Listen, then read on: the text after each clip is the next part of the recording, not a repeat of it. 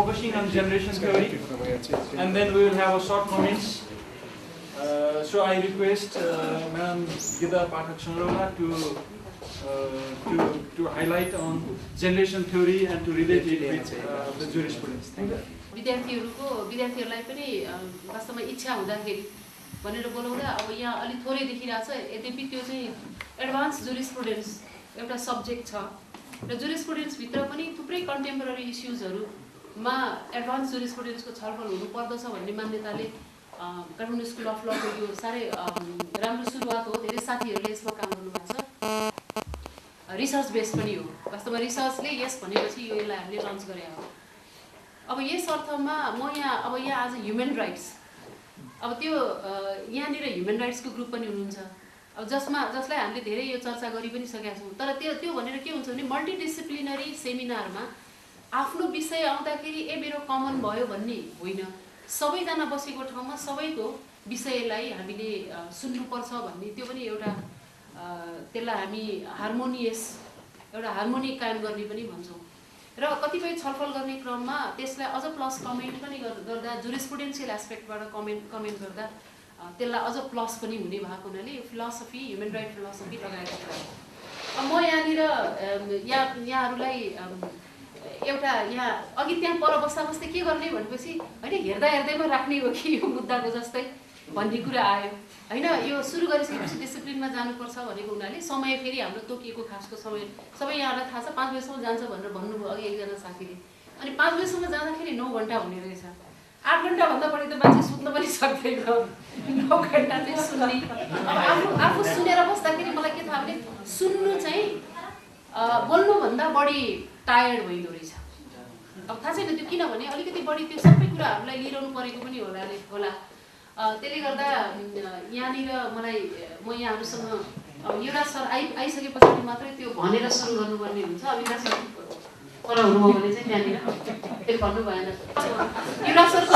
Primary data चाहिँ मैबाट प्राप्त हुन्छ है उहाँहरूले मान्नुहोस् अनि सुत्नु रिसर्चमा अनि सुत्नुहुन्छ कि सुत्नुहुन्न भनेपछि मैले के भने सुत्नुहुन्छ अनि त्यसो भए घुर्नुहुन्छ कि घुर्नुहुन्न भने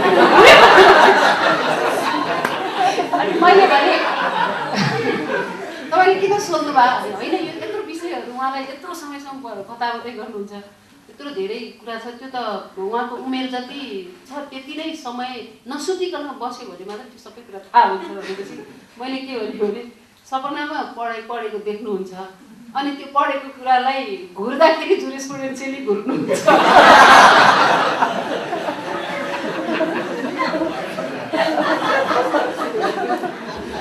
अनि एउटा उखान छ क्या स्यालको कालाएपछि सहरतिर पस्छ अरे अब घरै थाहा पाउनुहुन्छ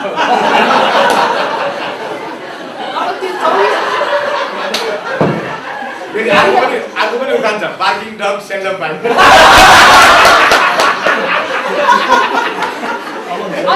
अनि अर्को कुरा 24 वर्षसम्म अब 25 वर्ष लाग्छ 24 वर्षसम्म त्यो टोटल त्यो सहरमा पसेर मैले हेरिसकेँ ओके यो चाहिँ तपाईँहरूलाई यो अलिकति एनर्जाइजर पनि हो है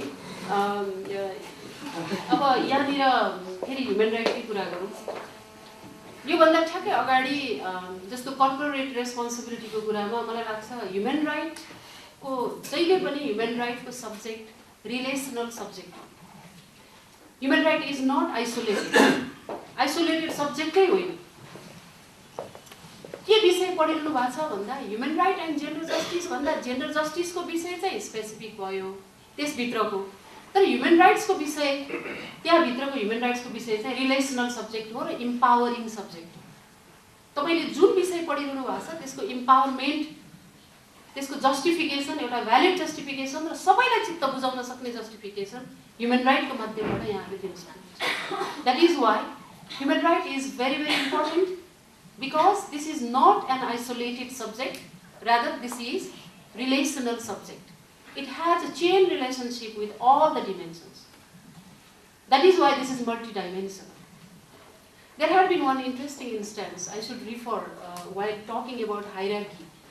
यो पुस्ता अथवा जेनेरेसनल थ्योरीको कुरामा ह्युमन राइटको कहाँनिर जोडियो त? के हो जेनेरेसन? हामीले सर्ट बुझेको त जेनेरेसन भन्ने बित्तिकै एउटा सर्टेन 10 इयर्स, खास गरेर मान्छेको उसमा चाहिँ 10 वर्षको पछाडिपछि अर्को जेनेरेसन अथवा कहिलेकाहीँ केही सोचाइको आधारबाट पनि अर्को जेनेरेसन भनिरहेको हुन्छ।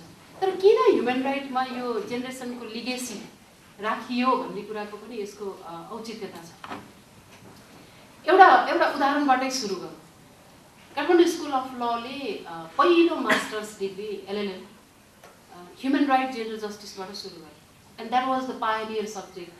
Actually, we are the first introduced human rights with gender justice in South Asia, because from the place where I have, studied. Actually, I graduated, postgraduate from Hong Kong. There is human rights with couple of other subjects. उनीहरूलाई उहाँहरूले पनि त्यहाँ पनि gender justice को subject राखेको थियो, but they don't call this program as gender justice. So we introduced, and then subsequently in the second year we started. We didn't try launching all the subjects at once because we wanted to see that what response do we get, and also we didn't want to get a lot of burden. So the second we introduced this criminal law and justice, and subsequently the last, that was business and international trade law.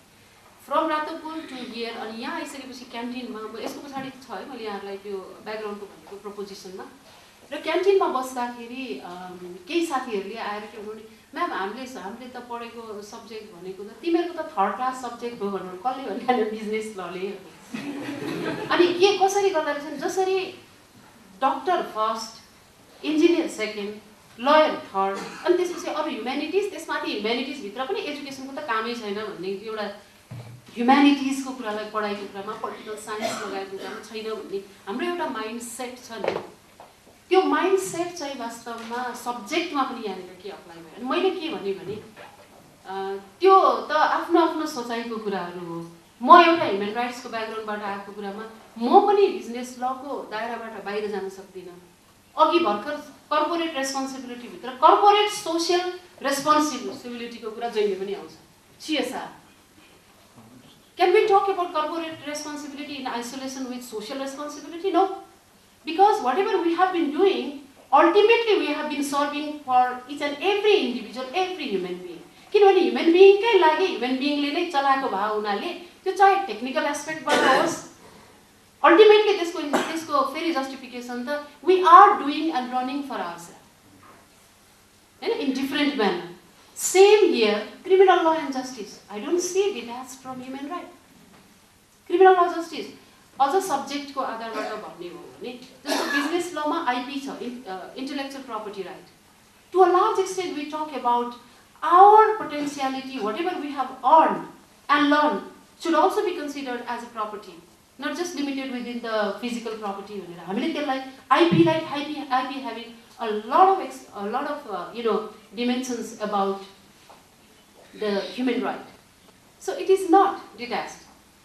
I'm saying that in criminal law and justice, we study a number of issues like juvenile justice. We see like crime victim, and the victim's right. Right? Where is not human right? And in the second year, you study fair trial.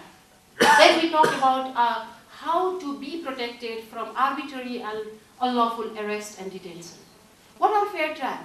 How the victim's right, if not, totally compensated, because what the sorrow and the pain she or he feels cannot be actually compensated. It can just be passed off. त्यो त patch up मात्रै हो, with the monetary value or whatsoever, right? Rehabilitation and so on. So there we talk about human rights, because behind each of the subject there is human value and human dignity, nothing else. Because we talk about like human dignity is there. Victim ले पनि के भन्छ भनेदेखि no, अहिले हामीले अब जस्तो criminal ल जस्टिसमा कम्पेन्सेसनको कुरामा रेप लगायतका विभिन्न विषयहरूमा भिक्टिमलाई पहिलो पतिबाट क्षतिपूर्ति दिने भन्ने कानुन हामीसँग थियो. बसिरहेछौँ, हामी कुरा गरिरहेछौँ. अब कहिले के हुन्छ भने अब तपाईहरुलाई निन्द्रा लाग्यो, अल्टिमेटली हामीले यो कुराहरुलाई यसको पछाडीको मकसदमा पनि because we treat you in a dignified manner, हैन, same in a vice versa manner, the reciprocity को कुरा यहाँनिर आउँछ. त्यसकारणले मैले यहाँ ह्युमन राइट्सको कुरालाई रिलेसनल राइटको सम्बन्धमा यहाँहरूसँग जोड्न खोजेको। तर अब जेनेरेसन थ्योरी जस्तो कुरा ल्याएर मान्छेलाई यति अलमलमा पारियो कि यो जेनेरेसन कहाँबाट आयो, किन जेनेरेसन राख्यो होला। अब हाम्रै सोचमा जेनेरेसन लिएर आयो। यो चिज चाहिँ पहिलो महत्त्वपूर्ण, सेकेन्ड चाहिँ दोस्रो भनिसकेपछि दिमागमा हाम्रो जेनेरेसन थ्योरी भइसकेपछि अनि हामीले के अरे human right by virtue we are born with our human right and every human right विषयगत रूपमा सब्जेक्टिभ रूपमा अलग अलग हुन सक्ला। सब्जेक्ट के त्यसको तरिका तौर तरिकाको subjectively that could be or that may be different because of the nature but objectively the same, because ultimately all human rights are interdependent, interrelated, interconnected, and one aspect actually complements to another. त्यस कारणले हामीले के भन्छौँ भने this is very much the complementarity approach. त्यो यो अहिले सेमिनारको मकसद पनि मलाई लाग्छ सबै साथीहरूले गर्नुभएको मल्टी डाइमेन्सनल वेबाट हामी more human right sensitive, more criminal ल जस्टिसको विभिन्न इस्युमा हामीले कतै लको स्टुडेन्ट हुनाले कतै हामीले यो गर्दाखेरि अपराध त हुँदैन भन्ने त्यो एस्पेक्टलाई पनि हेरेर र मोर यो डेभलपमेन्टको एस्पेक्टबाट ह्युमन राइटको विद्यार्थीहरूले it's not like talk is cheap, human rights talk is dangerously cheap रे क्या। त्यो किन डेन्जरसली चिप भने ह्युमन राइट चाहिँ अहिले के भएको छ भने प्रोजेक्ट गरिने बाटो, पोलिटिक्स गर्ने बाटोदेखि बाहेक अर्को केही पनि भएको छैन। Politics as such what I am saying is for your personal interest only, not for the sake of the entire community. त्यो मात्रै भएको छ। तर at the same time where do we stand, हामी बिलो द पवर्टी लाइन भएकोले अहिले 42बाट 31%मा गयो भन्ने कुरा हुँदाखेरि हामीलाई विश्वास लाग्दैन। किन 5 रुपियाँ मुठाको साग फेरि पनि अहिले पनि 5 रुपियाँ मुठाकै छ, तर हामी क्वालिटी खोजिरहेछौँ। 20 वर्ष अगाडि 5 रुपियाँ मुठाको साग अहिले टेस्ट बिग्रियो भन्छ। कहाँबाट टेस्ट सप्रिन्छ? किनभने त्यसको भ्याल्यु नै छैन। And there comes the concern of business law from human rights perspective. And there किनभने we are not talking about environment and human rights product is really related with each other. Where is the market? हामीले मार्केटको search गर्दाखेरि human राइट्सको पर्सपेक्टिभबाट त्यो लेन्सबाट हामीले search गरेका छौँ कि छैनौँ त? Have we sourced that from that perspective? Not at all. And we buy हामी साग त्यो 5 रुपियाँमा पनि अझ 4 रुपियाँ गर न भन्छौँ। अनि त्यसले सप्लाई गरेर पठाएर बिचमा ब्रोकरले पैसा खाएर डिपार्टमेन्टल स्टोरलाई पठाएर टोटल मल्टिनेसनलको त्यो घेरोमा परिसकेको कुरामा चाहिँ and we pay there 15 rupees for the same thing. Where the human right is? Are we sensitive enough to talk about human right? This is the question. Therefore, neither the international community nor the national level and nor at the individual or community and so on, we all are equally actually responsible for all these things. गरेन उले भएन भन्छ। त्यसकारणले पहिलो attack के हो भने international कम्युनिटीले यत्रो पोलिटिक्स गर्यो। In fact, human right there are 4 words to understand in human right: history, theory, practice, and politics. These are the 4 mapping human right. तपाईले human right map गर्ने history, from where we have learned the atrocities, food crisis देखि लिएर जब युद्ध हुन्छ त्यहाँ पनि food crisis, युद्ध हुँदैन रिसोर्सको कुरा ट्राई गरेर त्यहाँ पनि food crisis. I'm just talking about food. History, the lessons we have learned. Second, theory. अब थ्योरीले के भन्छ? all human beings are born free and equal in dignity. UN ले UDHR ल्याएर हामीलाई छोड्दियो. And country adopted that. But the problem is, in fact, we don't see all human, yes, we know that all human beings are born free and equal in dignity. Equality not at all maintained. म केटी हुँदाखेरि मलाई थाहा छैन human right sensitive आदित्यदेखि हो, मैले जे देखेँ अर्को भनेको मैले प्र्याक्टिसको कुरा गरेर यो थ्योरी भयो। अब रुसोले भन्ने के भनेदेखि man is born free but everywhere he is in chain, inverted comma. मैले पनि इन्भर्टेड, मलाई थाहा थिएन इन्भर्टेड कमा भएको चिजलाई भित्र बिगार्न हुन्छ कि हुँदैन, प्लेजरिजम हुन्छ। तर मैले के गरेँ भने इन्भर्टेड कमामा भित्र भएको कुरालाई मैले के गर्दै भने मैले जुन कुरा प्र्याक्टिसमा देखेँ मैले प्र्याक्टिसमा के देखेँ भने मेरो बाबा भन्दा मेरो आमा चाहिँ बढी चेनमा बसे जस्तो देखेँ। चेनमा त मेरो आमा बढी हुनुहुन्थ्यो र मैले के गरेँ भने रुसोको त्यो भनाइलाई इन्भर्टेड कमामा राख्दाखेरि मैले के लेखेँ भने all women are born free but she is in chain भनेर लेखेँ। That is practice. किनभने the thing that I have theorised and I could not see in reality. So human right is a myth of success भन्ने थालेछ। You go in the library, there is a book, Future of Human Right, written by Upendra Bakshi, a renowned jurist. The reason why I am saying Upendra Bakshi because his writing is very contextual friendly and moreover he is very gender sensitive. None of his writing is found mentioning only he. Rather, he keeps on talking, not even single writing. I tried my level best actually. कहीँबाट त भेटिन्छ कि? No. बरु के भएछ भने उहाँको राइटिङलाई कसैले comment गर्दाखेरि अब कमेन्टमा चाहिँ के लेख्यो भने according to उपेन्द्र बक्सी what he has mentioned inverted कमामा राख्दाखेरि man is डटर.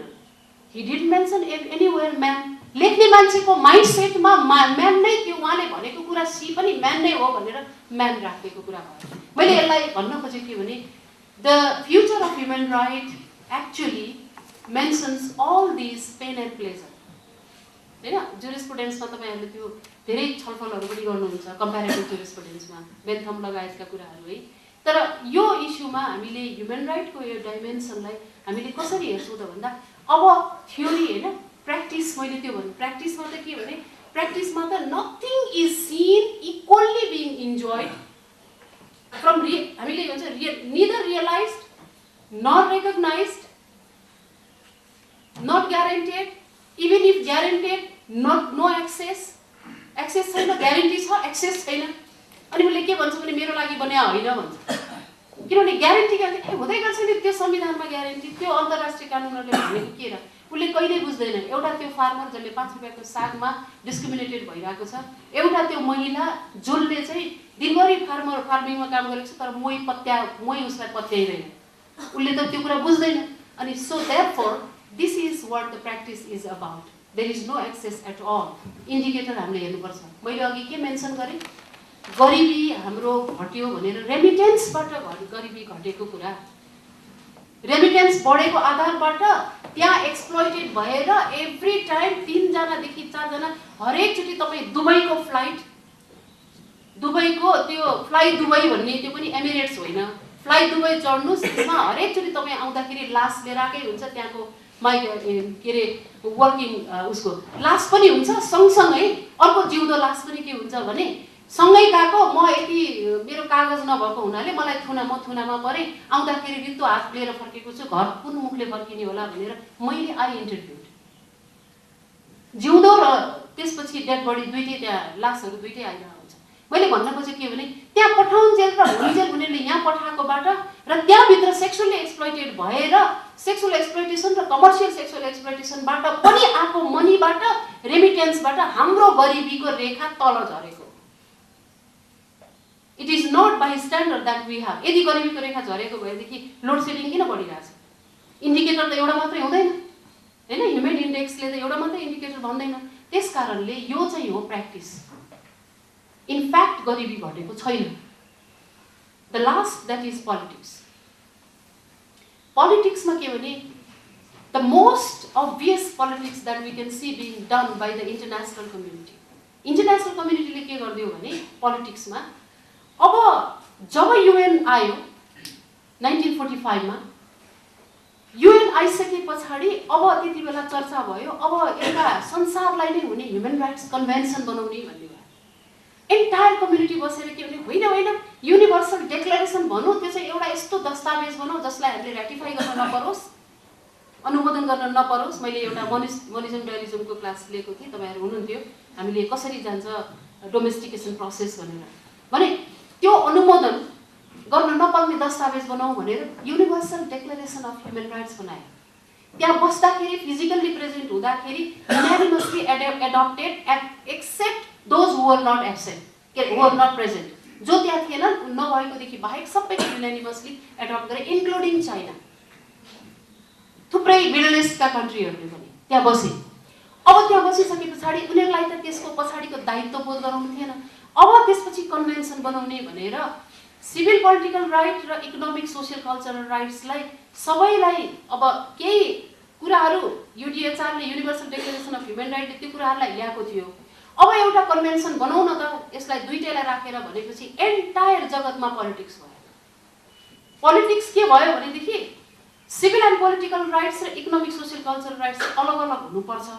दिमागमा के रहेछ भने आउन चाहिँ एकैचोटि जन्मियो 1966 मा ICCPR international covenant on civil and political right and economic social and cultural rights covenant भन्छौँ हामी, ट्विन भन्छौँ, त्यो सँगै जन्मिया भएर।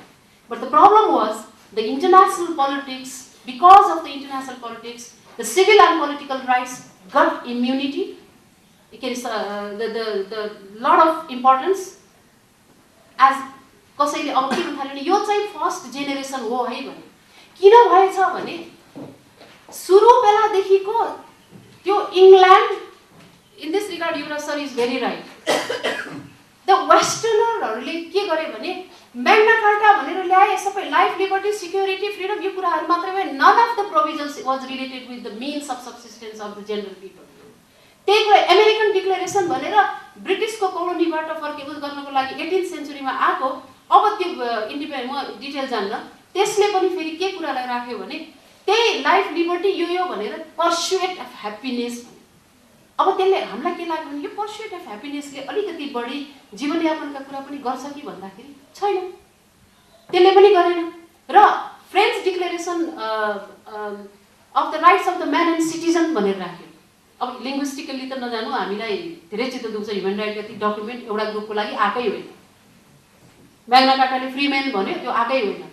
त्यो लिगेसीबाट सिभिल एन्ड पोलिटिकल राइट्सलाई हुँदै जाँदाखेरि जति बेला यो दुईटा कभनेन्ट आउने बेला थियो, ड्राफ्ट गर्दा त्यो इन्टरनेसनल पोलिटिक्समा के रहेछ भनेदेखि छापमा नै सिभिल एन्ड पोलिटिकल राइट भने चाहिँ जहिले पनि काम लाग्ने फर्स्ट जेनेरेसन हो भनेर उनीहरूले त्यसलाई फर्स्ट जेनेरेसन भनेर, जब त्यो दुईटा आइसकेपछि civil and political rights first generation भ्याल्युमा जेनेरेसनमा डिभाइड गरियो।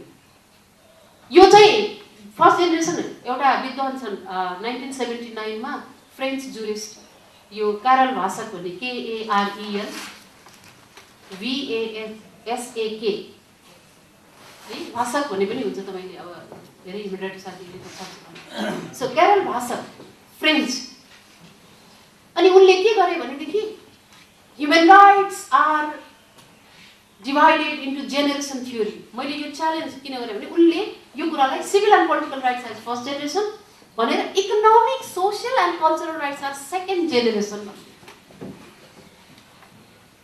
र development and collective rights are third generation भन्नु।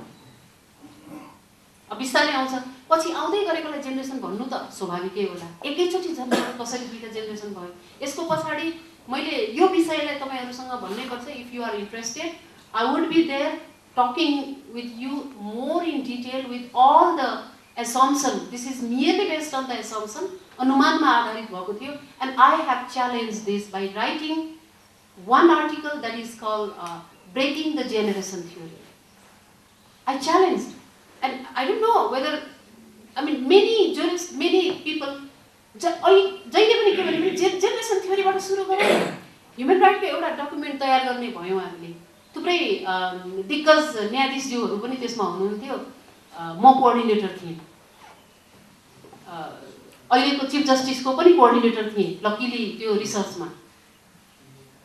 अहिले मलाई सायद उहाँले चिन्नुहुन्न, तर म त्यति त्यसको पनि त्यहाँका बस्ने तमामहरूका मैले जिल्ला अदालत सन्दर्भ पुस्तिका लेख्ने बेलामा कोअर्डिनेट गर्दाखेरि मैले त्यति बेला के भने ह्युमन राइटको एउटा च्याप्टर राख्ने कुरा भयो। अनि मैले यो त जेनेरेसन थ्योरीबाट सुरु हुन्छ। मैले भने तपाईँले के बुझ्नु भएको छ जेनेरेसन थ्योरी? यो जेनेरेसन थ्योरीबाट होइन, हामी जस्तो थर्ड वर्ल्डको कन्ट्री, त्यो पनि डेभलपिङ कन्ट्रीको मान्छे जसलाई ह्युमन राइटको तमाम ह्युमन राइटलाई हायरार्कीमा होइन, भर्टिकलमा होइन, हरिजेन्टल लाइनमा राख्नुपर्छ होइन। हरिजेन्टल भनिसकेपछि एउटा इक्वल उसमा जान्छ, कुन कसरी आयो कसरी होइन, अनि त्यस पछाडि साइकलमा घुमाएर कार्यान्वयन गर्दाखेरि चाहिँ साइकलमा घुमाउनुपर्छ, ताकि हरेकचोटि त्यो सबै घुमिरहोस् र CPR, ESCR, civil and political right र इकोनोमिक सोसियल कल्चरल राइट्स एकअर्कासँग इन्टरकनेक्टेड भएर बसिरहनुपर्छ। तपाईँले यो कुरालाई अब कसको भने त होइन ह्युमन राइट जेनेरेसन हुन्छ भनेर भनेका छन् नि। This is what I need to ask the question that हाम्रो सिटिङ बुक्समा बसेको कुटके भएर के भने भन्छ नि हिन्दीमा, एकदमै त्यो यति भरिएको छ कि त्यो they don't want to come out from that because it would be very difficult to adopt a new jurisprudence. Yuvraj सरले न्यू जुरिस्प्रुडेन्सको त्यो कुरालाई ल्याइरहनुहुन्छ, तर धेरै मान्छेहरू जो नजिकका अगाडि पछाडि छन् सरले पनि के भन्नु पर्यो भने कि तपाईँले यो नयाँ जुरिस्प्रुडेन्स निकाल्नलाई अल्छी गरिसकेपछि अर्काको जुरिस्प्रुडेन्स रिपिटेडली आफूलाई लागू गर्ने भनेको पनि त्यो पनि त दासत्व हो। This is called thinking of poverty. Poverty भनेको it's not like you don't want to think from your side and you just want to borrow from other side. Therefore, the generation theory always undermines the value of human rights. So, this is the value of human right. है अब यहाँनिर म तपाईलाई एक दुईवटा इश्युजहरु मैले आफूलाई के भन्छ नि त्यो ट्र्याकमा पार्नलाई मैले लिएर आथे, तर एनीवे आई रिमेम्बर। अब यो तीनवटा जेनेरेसनको कुराहरुमा अब यो तीनवटा जेनेरेसनको कुराहरुमा मैले अघि पनि भने कि थुप्रै कुराहरु अघि पनि आछ, जस्तो 40 करोडको मैले यो टिपेको कुरा मात्रै भनेको कि 40 करोड संसारको अझ त्यो भन्दा नि बढी हैन निरक्षर छन् भने right to education empowerment right कसरी इकोनोमिक सोशल कल्चरल राइट्समा तिमीले मेकानिजम दिन सकेनौ। तपाई हामी भन्नु सिभिल एन्ड पोलिटिकल राइट्समा चाहिँ के भन्यो भने सिभिल एन्ड पोलिटिकल राइट्सको मोनिटरिङ बडीलाई चाहिँ ह्युमन राइट्स कमिटी भनियो, इकोनोमिक सोशल कल्चरल राइट्सलाई मोनिटरिङ बडी नै दिएन जन्माउँदाखेरि। त्यो भनिन्छ नि एउटा आमा बाउले छोरो चाहिँ ठिकै छ मै छोरो रहेछ यसलाई चाहिँ तिमी नै दुध खुवाऊ, उसलाई चाहिँ धाइ आमालाई देऊ, यो धेरै जन्मिसके पछिल्ला सन्तानलाई भनेर डिपेन्डेन्ट गराएर आमाले अरूलाई जिम्मा लगाएको जस्तो। Charter based body economic social काउन्सिलले गएर मोनिटरिङ बडी दिँदा 66 देखि नै यता चाहिँ उनले ह्युमन राइटको जुरिस्प्रुडेन्सहरु निकाल्न थाले सिभिल एन्ड पोलिटिकल राइटको कमिटीले, किनभने 76 देखि त त्यो कमिटी एक्सरसाइजमा आइसकेको छ। उता 66 मै आएको प्रावधानहरुलाई पनि एस्पिरेसनको रूपमा मात्रै राख्दैन किन उसको मोनिटरिङ बडी छैन। अनि बल्ल चर्चा गर्दा कम्युनिटी धेरै केही व्यक्तिको अब अमृतेश सेन लगायतका केही अरु पनि व्यक्तिहरूले चर्चा गर्दा अनि के गर्यो भनेदेखि ल ठीक छ हामीले पनि रियलाइज गर्यौं कमिटी चाहिँ चाहिने रहेछ भनेर। अनि 1985 मा त्यो पनि जेनरल एसेम्ब्लीले डिसिजन गरेर होइन, त्यहाँ इकोसफ economic social council UN charter भित्रको एउटा 6 बडी भित्रको एउटा छ नि, त्यसले निर्णय गरेर ल ठीक छ नि ल्याइदिउँ न त भनेर कमिटी ल्याइदियो। अब 1985 66 मा दुईटै जन्मे, 1985 मा आएर कमिटी ल्याइसके पछाडी उसको ह्युमन राइटको भनेपछि सिभिल एन्ड पोलिटिकल राइट मात्रै हो, इकोनोमिक सोशल कल्चरल राइट भन्नुबाट इन्टरनेशनल कमिटीले यो गरेको कारणले हामी गरिबीमा परे हो साथीहरु। अब त्यस पछाडी आएर अनि अब 85 मा आयो, अझै पनि के गर्यो भने सिभिल एन्ड पोलिटिकल राइट्सको चाहिँ इन्टरनेशनल कमिटी सम्ममा पनि मुद्दा हाल्न जान पाइने भयो। यता इकोनोमिक सोशल कल्चरल राइट्सको चाहिँ कमिटी चाहिँ ल्याइदियो, तर कम्प्लेन मेकानिजम चाहिँ दिएन। There was no complaint mechanism provided for the violation of economic, social and cultural rights for a long time. Now, in 2008, UN adopted optional protocol to the ICESCR, Economic, Social, Cultural Rights को एउटा protocol ल्यायो which provides complaint mechanism. But the problem is यहाँनिर international politics. मैले politics भने यहाँनिर Politics के गर्यो भनेदेखि 2008 मा आयो, but it is yet to come into force. छैन, कन्ट्रीहरु त्यसलाई राटिफाई नै गर्दैनन्। किन गर्दैनन् भने हामी इकोनोमिक सोशल कल्चरल राइट्स का कुराहरुमा ग्यारेन्टी गर्न सक्दैनौ। सोशल भने के हो? उता इक्वालिटीको कुरालाई ग्यारेन्टी गर्छु भन्ने अनि त्यसपछि द्वारपाटे भन्छौ नि हामी त्यसलाई। पिपल पाटे के? It's a double standard.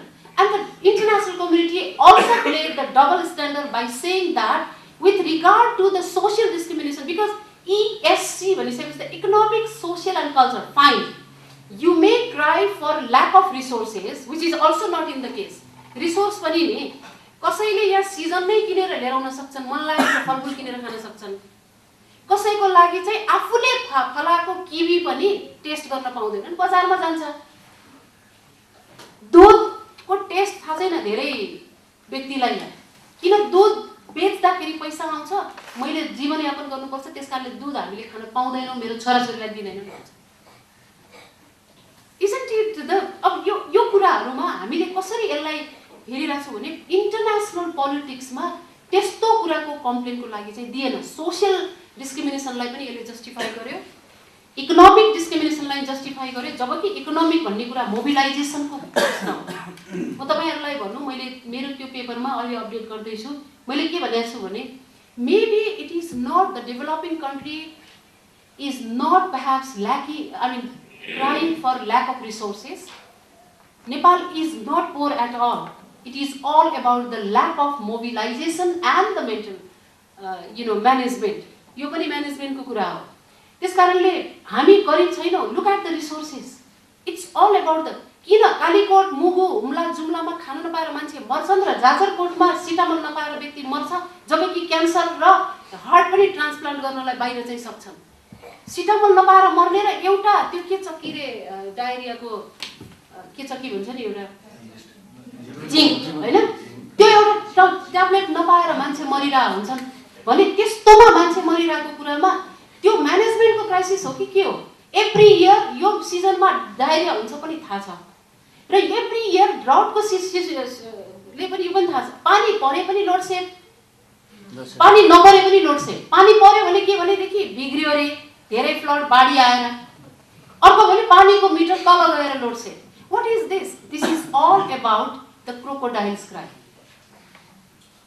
Crocodile के हुन्छ हैन अब म नयाँ सिजन आए पछाडी फुल भए पछाडी म त्यसलाई राम्रो बनाउँछु यस्तो गर्छु भन्ने टाइपबाट एकदम खुसी हुन्छ मनोभाव हो यो हैन मैले सोचेको तर look at the ants diligence कमिलाको जस्तो परिश्रम हुनुपर्छ कमिलाले 6 महिना त्यो यति सानो छ तर 6 महिनाको लागि उले खाना तयार गरेर 6 महिना उ देखिदैन अब गर्मी भरि उले फेरि किरा फट्याङ्ग्रा र खानेकुराहरू लिएर फेरि थुपार्न थाल्छ why don't we do something like ants diligence instead of crocodiles cry this is about the mismanagement this is about the lack of mobilization they know the problem but they don't want to eliminate the problem somebody said in Bangladesh राष्ट्रपति एरसाद हुँदाखेरि किन बाढीको कुरालाई यी सबै कुराहरू आउँदाखेरि यो गर्न नखोजेको निमिट्याउन गर्न नखोजेको भन्दा कसैले मलाई भन्थ्यो यदि गरिबी मर्यो भने करप्टेड मान्छेले पोलिटिक्स के को आधारमा गर्ने the corruption is done especially the political corruption on the trump of the vulnerability and also the poverty because there you can buy the people हैन एक छाक मासु भात खान दिन्छ भन्ने आधारमा पल्लो डाँडामा गएर अनि मासु भात खानको लागि र एउटा फरिया लाउनको लागि एउटा टोपी भोटो लाउनको लागि उले त्यहाँ गएर भोट दिन्छ this is what about why do we talk about generation theory so that therefore this is about there was no complaint mechanism अहिले कसै त्यसको कम्प्लेन नै छैन look at the scenario civil and political rights I mean these two go hand in hand the lastly मैले एक दुईवटा केसहरु म तपाईहरुलाई राख्छु later on we can go and discuss and you can also talk with me if you are interested for these are really important एक दुईवटा क्वेशनमा के हो भनेदेखि make a very comparative study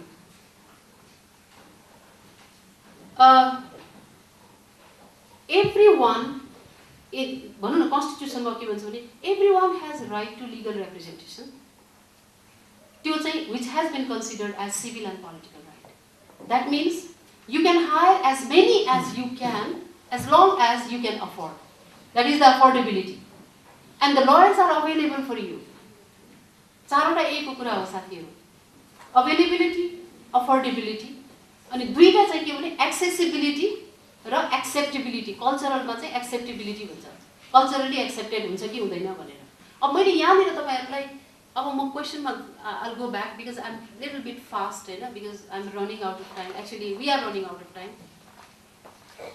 The concern here is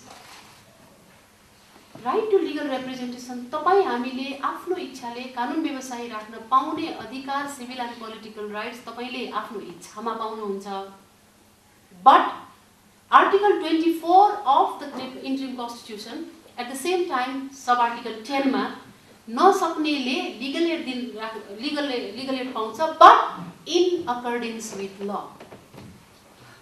You don't need the law to have a lawyer upon your own choice, which has been absolutely guaranteed in the constitution. Whereas if you cannot afford a lawyer, then you have to you may have lawyer provided the other laws are there in the hand. कति ढिलो आयो हैन 2054 सालमा legal aid act आयो आउँदा पनि के भन्यो भने 40,000 आए भएको भन्दा कम सम्मलाई दिने भनेर भन्यो. who knows कहाँबाट आउँछ कति जनाले 40,000 को पाउँछन् को यी लगायतका कुराहरुमा उल्लेख भनेन. मैले यहाँ भन्न खोजेको के भने still we have the economic, social and cultural rights related issue more about resource related right issue in accordance with law. हामीले लिमिटेसन राख्थ्यौ भन्न के सकिन्थ्यो भने त्यही नै बरु प्रावधान राखेर बरु यो कुराहरुलाई भनेर अरु फर्दर प्रक्रियाको लागि ल ल्याउने भन्याबे हुन्थ्यो नि. तर कानुनमा व्यवस्था भए बमोजिम भन्यो. शिक्षामा त्यस्तै तपाई खाद्यमा त्यस्तै लगायतका कुराहरुमा कानुन बनाएर मात्रै हुने भयो भने so we have put हामीले पनि त्यसलाई के गर्नु भने our law also follows that economic, social, cultural rights as second generation. Okay, second generation. यसकारणले हामीले त्यसलाई कति जस्टिस दियो. Do we have freedom from fear चाहिँ के भयो भने civil and political right. You have security. But where is food security? Isn't it connected? जस्तो food security को सम्बन्धमा मैले जेनरेसन थ्योरीमा मैले एउटा एक्जाम्पल फेरि यहाँनिर भन्नै पर्छ. 59 जना लयरहरुलाई बारबाट थुनामा हैन त्यो ठ्याक्क हाम्रो के भन्छ राजाको व्यवस्था सकिने बेलामा 2063 हैन त्यसमा 59 जना लयरहरु शान्तिजी पनि हुनुहुन्छ है. यहाँ हामी केही महिला साथीहरु जानुभयो हामी 5 जना चाहिँ थियौं. 59 जना लयरहरुलाई दिँदाखेरि भयो कि भने सिभिल एन्ड पोलिटिकल राइटको अत्यन्त इन्डिभिजिबल छ है. अल ह्युमन राइट्स इन्डिभिजुअल छ भन्ने कुराको राम्रो उदाहरण हो. लगेर त्यहाँ उसमा के भन्छ हैन पहिला त हामीलाई दशरथ रंगशालामा लग्यो. अनि दशरथ रंगशालामा लगिसकेपछि everybody we started talking about यो अब किनभने त्यतिबेला जोस थियो बिहान खाएको भातहरु थियो. अनि जब बिस्तारै भयो त्यसपछि त्यहाँबाट भैँसी हाल्ने ट्रकमा हालेर उसमा लगियो हलचोकमा. अनि हलचोकमा लगिसकेपछि सबैजना थापादेखि लिएर सबजना हुनुहुन्छ सबजना भोकले लत्रङ्ग. अनि सबैभन्दा हाम्रो के रे वरिष्ठ अधिवक्ता कृष्ण प्रसाद भण्डारी उहाँ चाहिँ कस्तो बाटो भने जहिले पनि जीवनजल बोकेर हिँड्नुहुँदो रहेछ. पानीमा जीवनजल हाल्यो त्यसले त बचाइहाल्यो. अनि उहाँ पुगिसकेपछि हामीलाई इएनमा अब यहाँ सुन्नुस् है. At that time our arrest was had become an international agenda.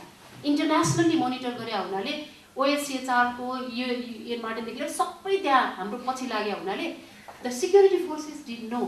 अब त्यसलाई मैले प्लस पनि भन्नु हामीलाई चाहिँ. अनि हलचोकमा लगिसकेपछि मैले जीवनमा त्यस्तो थुनामा परेको मान्छेलाई त्यस्तो मिठो त्यस्तो राम्रो खाना त्यस्तो सबै विवाहमा भोज जन्तीलाई खाएको जस्तो हात धुन पनि डब साबुन थियो. हामी नुहाउनलाई पाउँदैनौँ हेर्नुस् घरमा गाह्रै हुन्छ लुकाएर राख्नुपर्छ. हात धुन डब साबुन थियो. अब हामीलाई सुत्नु दिएको ठाउँहरु पनि राम्रो थियो शान्तिजीलाई पनि थाहा छ. त्यो किनभने अनि सबले मज्जाले खाए है क्या मिठो भनेर घरमा श्रीमतीले पकाएको चाहिँ यो नमिठो त्यो नमिठो भन्नु त्यहाँ भोकले चुर भएर सबले खाए है. खाइसकेपछि काउली त अब त्यो केलाको थिएन गर्मी महिना थियो काउलीमा टन्नै किरा थियो होला मलाई थाहा छ है मैले खाइन है जे होस्. अनि खाइसके पछाडी फेरि सबैजनाले यो थुना इलिगल हो थुनुवा पुर्जी दे यो भयो भन्दा अनि मलाई कस्तो लाग्यो अघि तपाईहरुले नखाइकन यो बोले अब के हुन्थ्यो भनेपछि त्यसकारणले नखाइ बोल्न सकिदैन हैन नबोली खाना पाइएन के. किनभने लयरहरुलाई मात्रै त्यो खान दिएको हो नि मोनिटरिङ भएको हुनाले सिभिल एन्ड पोलिटिकल राइट्सको फ्रिडमको मोनिटरिङ भयो.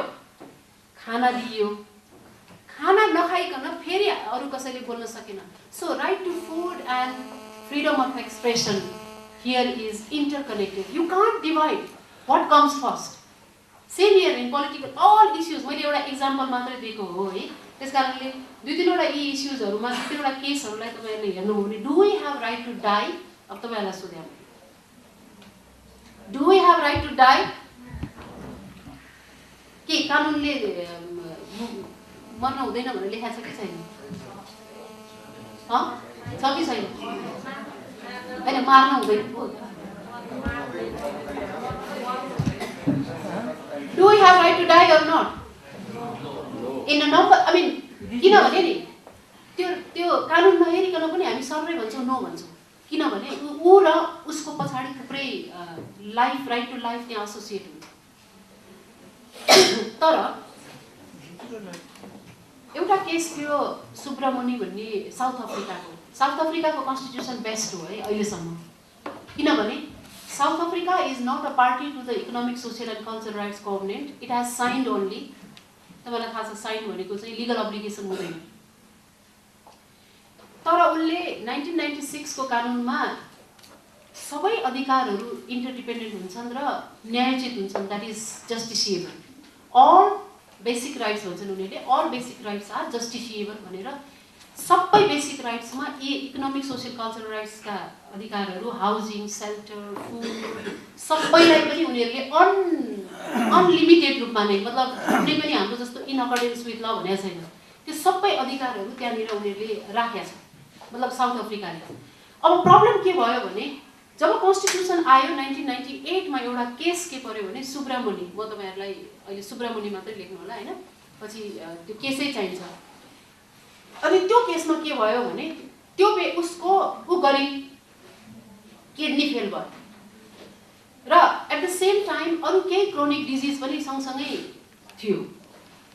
अनि उसले के भन्यो भने मलाई किडनी डायलिसिस गर्नलाई सरकारले दिनुपर्छ र फलानु फलानु ठाउँहरू मात्रै किडनी डायलिसिसको अवेलेबल छ भनिसके पछाडि मलाई सरकारले जहाँ जहाँ अवेलेबल भए पनि मलाई दिनुपर्छ, किनभने म त किडनीको डायलिसिस गर्न सक्दिनँ भनेपछि त्यो सम्बन्धित एउटा अस्पतालको लगायतले हामी दिन सक्दैनौँ भन्यो.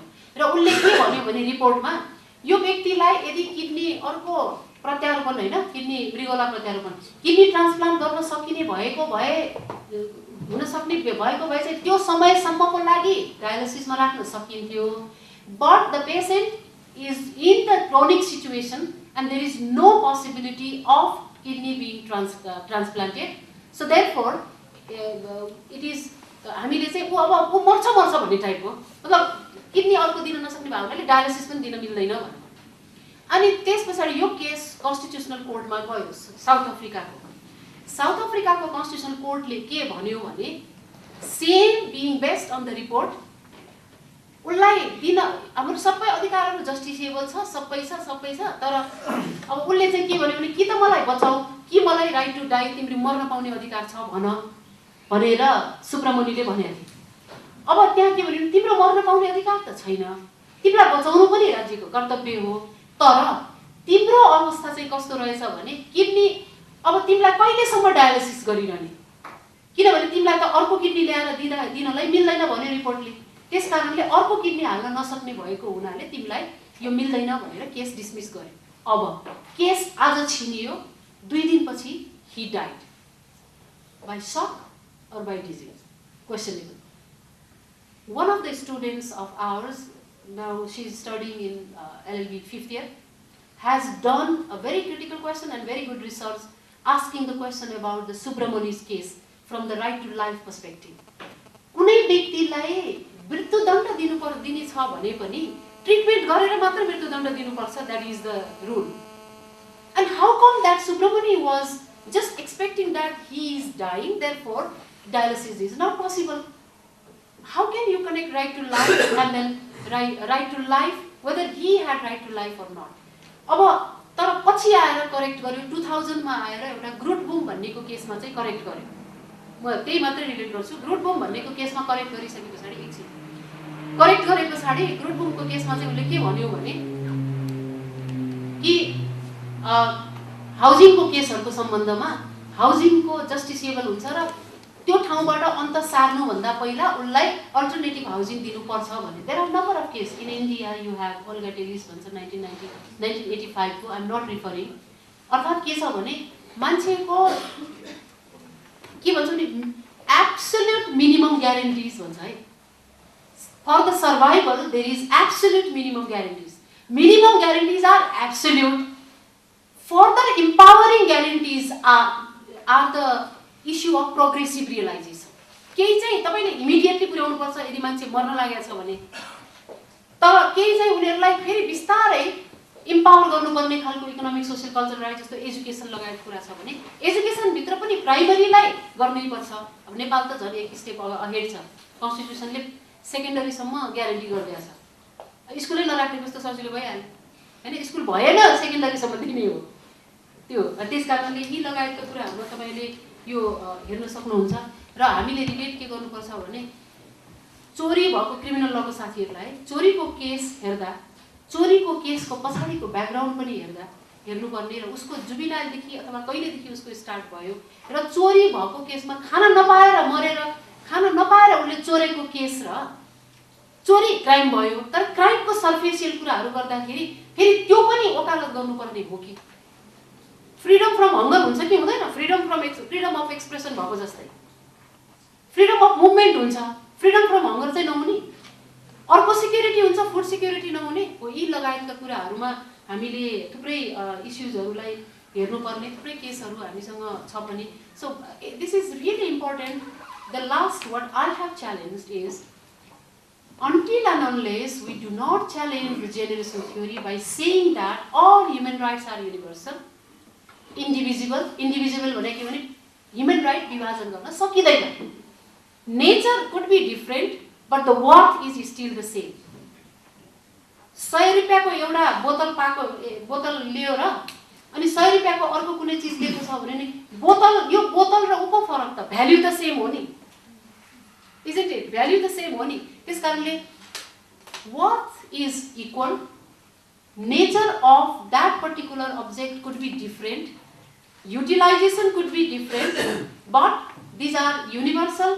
indivisible inalienable कसैले खोज्न सक्दैन because the moment I am born here I shall be secured here and who should secure and there is always state responsibility to challenge this generation theory त्यो के हो respect protect fulfill respect पनि गर्नु पर्यो मेरो right protect पनि गर्नु पर्यो र haves not हरुलाई नभएकोहरुलाई फुलफिल पनि गर्नु पर्यो उदाहरणको लागि एउटा खानाको कुरामा उले खानाको एउटा व्यवस्था गर्यो भने हुन्छ जस्तो प्रोडक्टमा हेर्ने यो पनि मार्केट इकोनोमीमा आउँछ प्रोडक्ट स्टोरेज र डिस्ट्रिब्युसन प्रोडक्ट स्टोरेज र डिस्ट्रिब्युसन पर्टिकुलर ठाउँमै स्टोरेज गरेर राख्यो भने यो फग भएको हुनाले हेलिकप्टरले खाना झार्न नसकेको हुनाले त्यहाँ भोकै पारिदिनु त परेन नि त्यही ठाउँमा लगेर स्टोरेजको तपाईले राख्दिन सक्नु भयो भने so this is all about the management and how far the state is liable therefore if a person dies from the hunger therefore the person dies from the poor reproductive health डाटाले के भन्छ last मेरो 1 minute लिए डाटाले के भन्छ भने जनयुद्धको बेलामा मर्ने इन्काउन्टर र अन्य कारणबाट मर्ने महिलाहरूको संख्या भन्दा प्रसुति स्वास्थ्य सेवा नपाएर due to lack of poor reproductive health the number of women who were killed was higher than died or killed in fact higher than the woman killed in other जबकि त्यो महिलाको पछाडी त अनबोर्न चाइल्ड पनि हुन्छ dependent children पनि हुन्छ र and they were innocent and this is not the concern of insect reporting this is not the concern of ours this is not the concern of compensation so therefore हामीले भन्नु के पर्छ भने कुनै पनि व्यक्ति यहाँ due to lack of resource बाट मर्छ भने खाना नपाएर चिसोले अथवा क्लोथिङ नभएर यो लगायतको कुराबाट यदि त्यो मर्छ भनेदेखि this shall be considered as a killing statutory killing and killing by the state but we have not yet tried so that is why I always say that break the generation theory and respect human rights thank you very much but question, if you have any question, we will be posing after the very philosophical discourse regarding adequate standard of living. Europe was destroyed and Asia was destroyed. America came to rescue the Europe with the Marshall Plan, but Asia was left to die. Okay, and actually, who initiated the World War? Did it Asia that initiated war? No, it was Germany and France and UK. So why they destroyed Asia then? Why they were dropping bombs? Because we were colonized. The Asia was colonized, and then German was dropping the bombs in British territory. Otherwise, there was no need of dropping bombs in Nepal, Burma, and India. And why we were participating in the war? Why 300,000 Gurkhas were participating in the war? Because they were not Nepalese, they were considered to be British. So see the dilemma the Western countries is creating. So one very important thing is like Europe was rescued by America through the Marshall Plan. So they did not suffer, but Asia is still suffering. So they wanted to legitimize the poverty. Why they wanted to legitimize the poverty? There was a belief that they were trying to sell the idea that the political system with democracy is solution to all problems. They were trying to sell an idea. What was that idea was like? Political system in the name of democracy was a solution for all problems, even hunger. That was the idea they were promoting. So therefore, they needed to create a generation theory, philosophically. So they had to say that civil and political rights constitute the first generation and other second and third. So they intentionally did it. They did not do it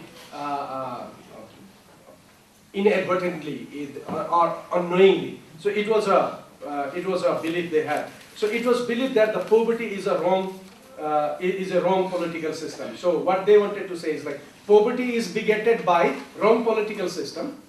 So there is problem in Asia of the poverty because they have a wrong political system. So what they wanted to say is that if you import democracy from Europe, then poverty would go. Was a message they wanted to create. So there was a big deception.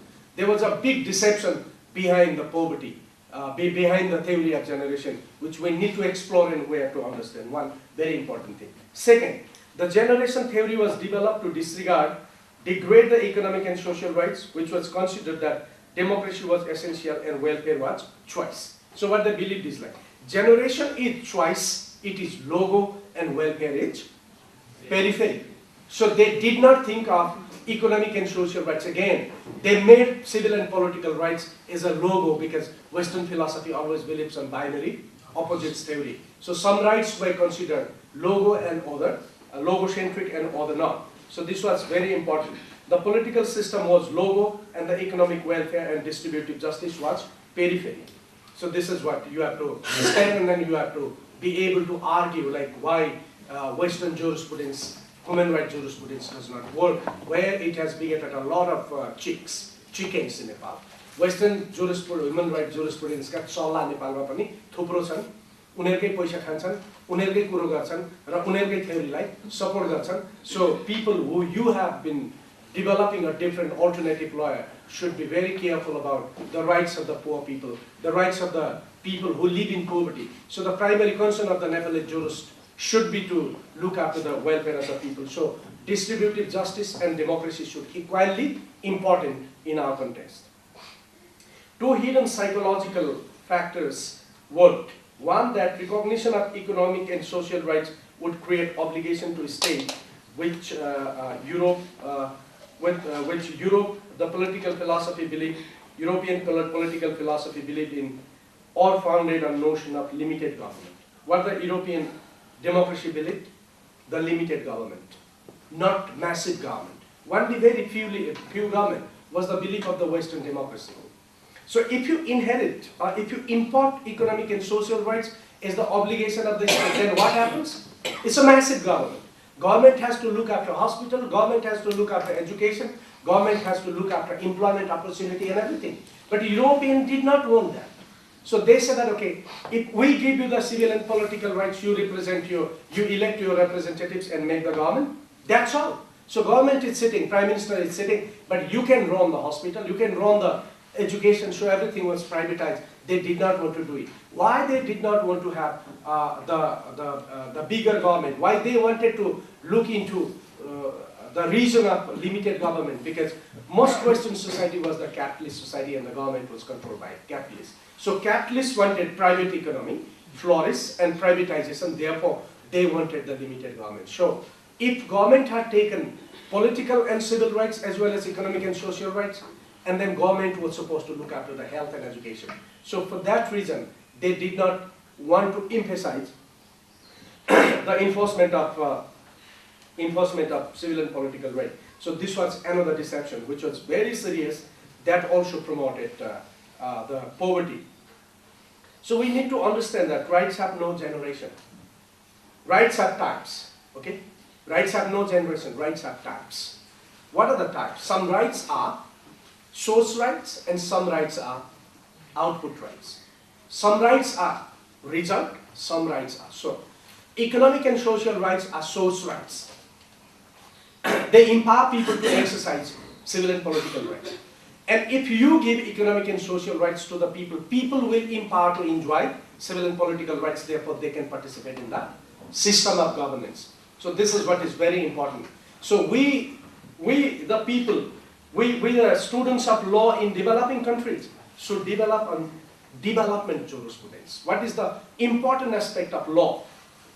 That way, which we think diffusing or discarding generation theory is that we have to promote the development. So law should be the servant of development. Law, the objective of law is to promote development of the powerless people. Then only law becomes praise to the people. Otherwise, it becomes praise of rulers to suppress people.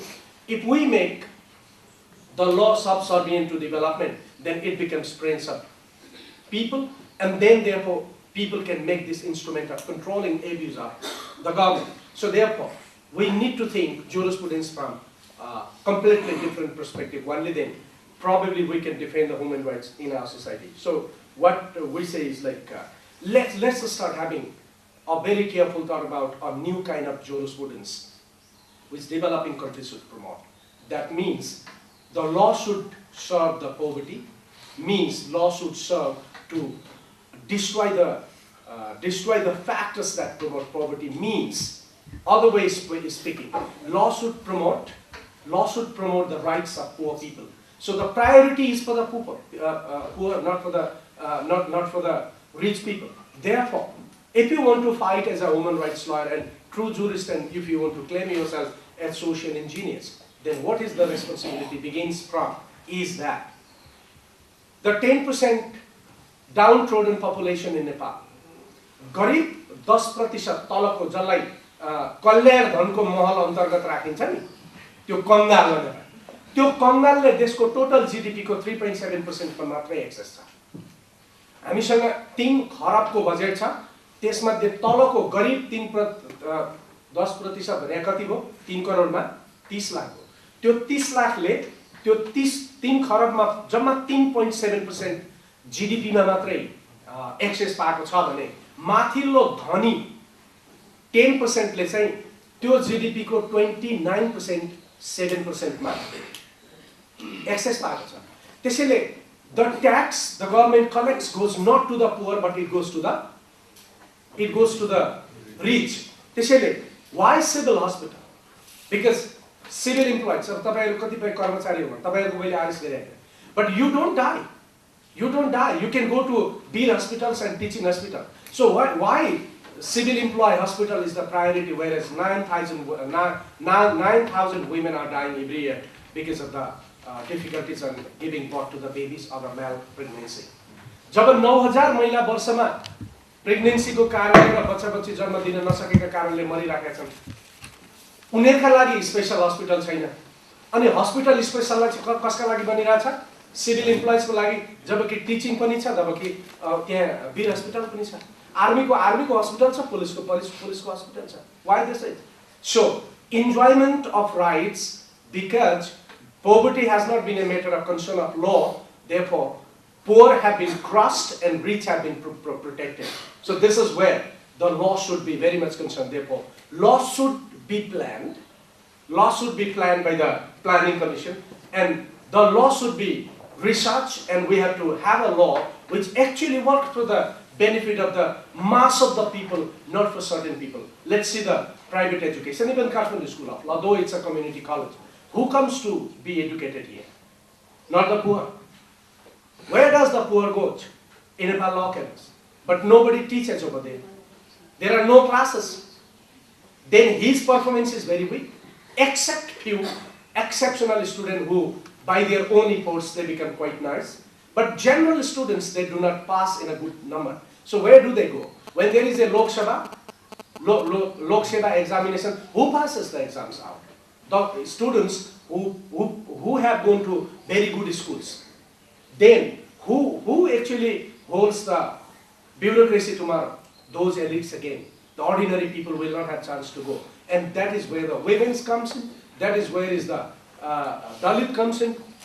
And many other deprived community comes in. So this is where is the biggest problem. Now let's link it with the social engineering theory. What Roscoe Pound said.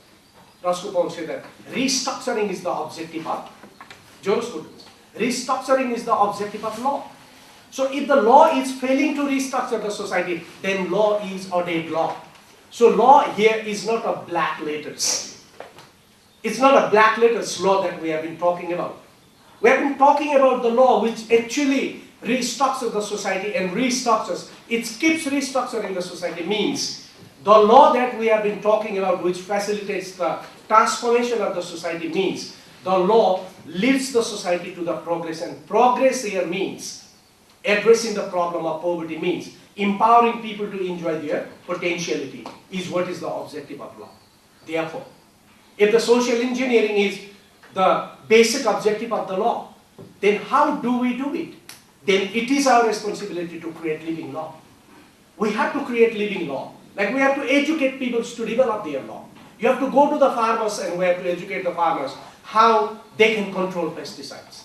The government is promoting pesticides, actually bringing a lot of pesticides and letting people to set up pesticide shops even in the villages. And what the JTH, those agricultural experts, they educate people is like, if there is an insect, you have to use the pesticides. And then why pesticides is promoted not for the benefit of the farmers and not for the benefit of the consumers, but for the benefits of the traders, those who have been engaged bringing pesticides from Germany. Okay, so who is benefiting out of pesticides? Farmers? No. Consumers? No. Who is benefiting? The 10% off. Therefore, we have to help people to develop their own law, their living law. That is why, as we said before, Eugen Arlis, who said the theory of living law. Okay, and what we do, restructuring of the society, and why we need to develop living law of the people, because we need an integrated society. We need the cohesive society where everybody can exercise their rights. Everybody can respect the rights of others. So if you put these three things together, the need of restructuring of the society, which engineering, the theory of engineering talks about, and how we will do the restructuring of the engineering of the society, developing new laws. And who does that? You and me are supposed to do. Therefore, we are supposed to go to village to teach the people, to teach women, to teach the students, to teach farmers and the workers to be much more potential, to be much more creative, to be much more innovative and exercise their rights to develop their potential. And we need to do that to develop the social solidarity. Social solidarity is not possible if we keep gender discrimination as usual. And we keep discriminations between different types of people, rich and poor and all. Therefore, what the jurisprudence talks. Jurisprudence does not talk about mysticism. Jurisprudence le rahasyabadko barema kura गर्ने हैन. Jurisprudence is a simple science. It's a very simple science. What it talks modern jurisprudence, what it talks about is like, let the law be friend of common people. कानुनलाई आम सामान्य मान्छेको साथी बनाऊ ताकि उसले कानुनको प्रयोग गरेर आफ्नो पर्सनालिटीलाई प्रोटेक्ट गर्न सकोस्. Let the women protect their personality. Let the farmers protect their personality. And let the workers protect their personality. Even children and all people. If the law helps to protect their personality, means law gives more rights to the people. Giving rights the law develops the potentiality of people. If I am put into a constraint, मलाई समाजमा आफ्नो choice र आफ्नो freedom अनुसार अगाडि बढ्न दिएन भने I will not develop myself. So more rights means more freedoms. More freedom means absence of discrimination. And absence of discrimination means you can develop your potentiality. So law therefore is not a mistake thing. It's an instrument of development of people. This is what we're supposed to talk about.